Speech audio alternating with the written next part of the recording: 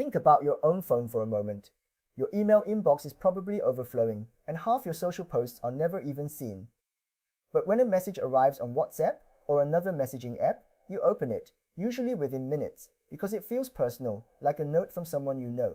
That simple fact makes messaging one of the quietest, most powerful, and lowest cost channels a small charity has, especially for reaching regional and community supporters who already feel close to your cause. This video shows you how to use it well, warmly, and without ever becoming a nuisance.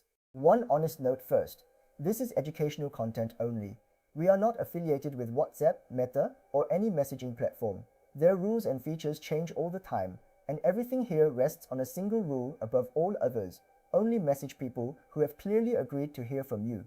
Get that right, and messaging becomes a gift. Why messaging works when email gets buried. Let us start with why messaging is worth your attention at all. The honest truth is that your other channels are crowded. An email lands in an inbox already stacked with hundreds of others and may sit unread for days or forever. A social post reaches only the handful of people the platform happens to show it to. A message, by contrast, goes straight to the one place people actually look, their pocket, and it usually gets opened. That is the quiet power here, not clever technology, but sheer human attention. For a small charity, this is precious, because you are not fighting for a slice of a noisy feed. You are arriving as a personal note. It works especially well for regional and community supporters, the people who already know your name and want to stay close. Used gently, one warm message can do what a dozen unread emails never could. What messaging is good for. Before we go further, let us be clear about what messaging is genuinely good for, because it is not right for everything. At its best, it is a channel for warmth and closeness, never hard selling. Use it to share warm updates and a piece of good impact news, the kind that makes a supporter smile. Use it for heartfelt thank yous, which land beautifully in a personal message. Use it for gentle event and volunteer reminders, a nudge that the cleanup is on Saturday, or that you need 2 more helpers. Use it sparingly for a light and occasional appeal, and use it to hold a broadcast list or a small group of your closest supporters, the inner circle who want every update. Notice the theme. Everything on that list is personal, welcome, and human. Messaging rewards that and punishes anything that feels mass-produced or pushy. Impact news and heartfelt thank yous. Let us look closer at the 2 things messaging does best: sharing impact and saying thank you. Supporters give their time and money because they want to make a difference, so nothing delights them more than seeing that difference made real. A short message with a single photo from the field, a sentence about the family you helped this week, or a small milestone reached tells them their generosity mattered. Keep it brief and genuine. One warm moment, not a newsletter. Then there is gratitude, which most charities save for once a year and send too late. A messaging app lets you thank someone the moment their gift or help arrives, personally, by name. A quick, sincere thank you, with no ask attached, is one of the most powerful things you can send, because it is rare and it makes a supporter feel truly seen. Do this often, and people stay with you for years. Reminders, gentle appeals, and your inner circle. Messaging is also wonderfully practical for the small logistics that keep a charity running. A friendly reminder the day before an event lifts attendance more than any poster, and a quick note that you still need 2 volunteers on Sunday often fills the gap within the hour. You can make appeals too, but gently and rarely. If every message asks for money, people will quietly tune out. So let your asks be the occasional exception among many warm giving messages, not the rule. Finally, think about who receives all this. Messaging suits your closest circle, the supporters who already know you and want to stay in touch, gathered on a simple broadcast list or in a small group.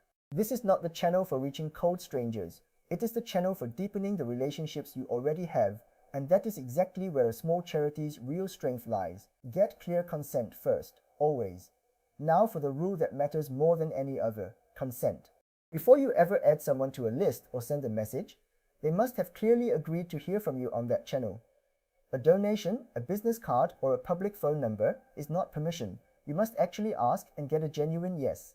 Never ever buy a list of numbers, and never scrape or copy contacts from somewhere else, because that is not only deeply annoying, it can breach the platform's rules and the law, and it destroys the trust your charity depends on. The good news is that asking is easy. When someone signs up, volunteers, or donates, simply invite them.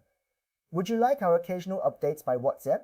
And note down who says yes. That small, honest step is what separates a welcome message from spam and it is the foundation everything else here is built upon.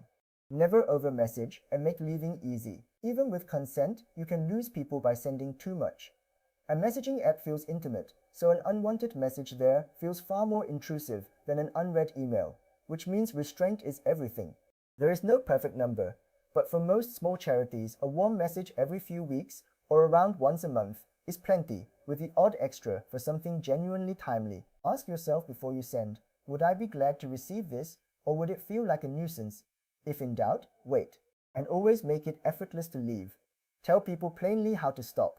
A simple reply with the word out, and remove anyone who asks at once, without a hint of guilt. Far from weakening your list, this makes it stronger, because the people who stay actually want to be there. A small list of willing supporters beats a big list of irritated ones every time. Respect privacy and expect the rules to change. 2 more pieces of good manners will keep you trusted. First, respect privacy. When you message several people at once, use a proper broadcast list so each person receives it privately. Never a group that exposes everyone's number to strangers. Never share a supporter's details with anyone, and treat the numbers you hold as the private, borrowed things they are. People gave you their number to hear from you, not to be listed in front of others. Second, remember that these platforms are not yours, and they change.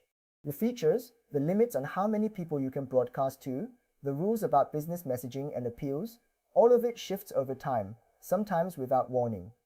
So do not build something so fragile that one policy change undoes you. Keep your own separate record of who your supporters are and how to reach them another way. And check the platform's current rules now and then, rather than assuming last year's still apply. Setting it up on a tiny budget. Here is the reassuring part. None of this needs money. You have 3 simple options, and you can start with the smallest.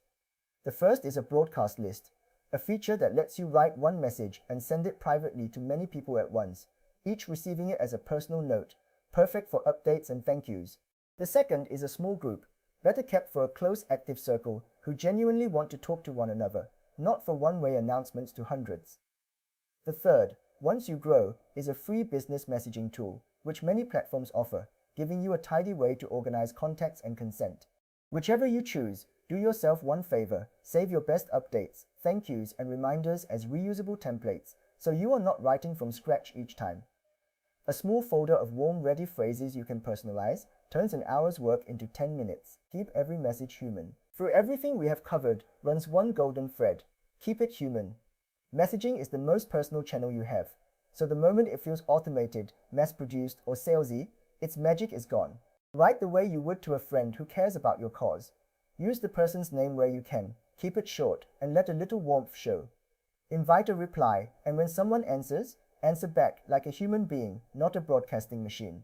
This is the one place where a small charity has a real advantage over a big, faceless organization, because you can be genuinely personal and people feel it.